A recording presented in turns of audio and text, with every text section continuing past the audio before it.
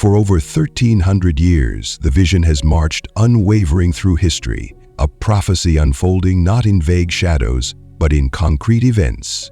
From the fall of Byzantium to the collapse of the Ottoman Empire, from Heraclius to Napoleon, from the Arab caliphates to the British Mandate, each power rising and falling over the same sacred land. Daniel's vision traced every upheaval that shaped the destiny of the Middle East and the land of Israel during the long exile of the Jewish people. Each verse, like a step carved into time, marked a turning point, a war, a king, a decree, a betrayal. Empires came and went: Byzantine, Sassanid, Arab, Crusader, Mamluk, Ottoman, French, and finally the British, the greatest empire the world had ever known. And yet through all this, the land remained under foreign rule, until, at long last, in the ashes of war and the grief of genocide, a nation was reborn. In May of 1948, after nearly 2 millennia of dispersion, the Jewish people returned.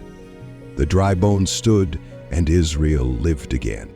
And through those long centuries of exile, the people of Israel drank the bitterest cup. Scattered among the nations, they became a byword of scorn, reviled, hunted, and crushed beneath the boots of empires. They wandered from land to land, strangers even in the world their God had created, bearing the contempt of kings and mobs alike. And at the edge of modernity, their bones were laid bare in the death camps of Europe, withered into walking skeletons beneath smokestacks that reached toward a silent heaven. As the prophets had foretold, they were cast out because of their fathers' sins, but not forgotten. For the God of Israel does not abandon his covenant. He vowed that in the latter days he would gather a remnant, not because of their merit, but because of his undying love, and so the exiles returned. The scapegoat of the nations became a sign of resurrection. For what other people has endured such agony and lived? What other nation has risen from ashes, just as their Messiah, the man of sorrows, once rose from the grave? Yes, perhaps God allowed his people to suffer the fate of a scapegoat, that they might see their Messiah, who was pierced for their transgressions and crushed for their iniquities, reflected in their own pain.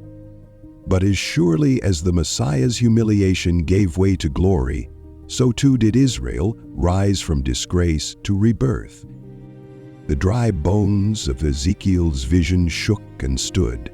They walked not as spirits, but with sinews, flesh, and breath, marching homeward to Zion.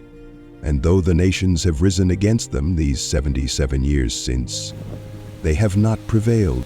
For he who watches over Israel neither slumbers nor sleeps.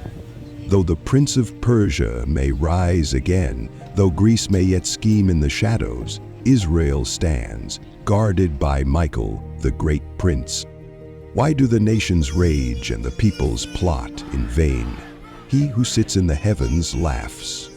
The Lord holds them in derision. Yet I have set my king on Zion, my holy hill, and now that kingdom draws near. But before its dawn, there rises one more shadow, the last enemy, the one who exalts himself above all that is called God, the man of lawlessness. He shall enter the holy place and declare himself divine. The final seal of the book of truth remains unopened, but the hour is at hand. Perhaps, just perhaps, the time has come to open the final chapter of the book, to unveil the last king of Daniel's vision, the one to whom they did not give the honor of the kingdom.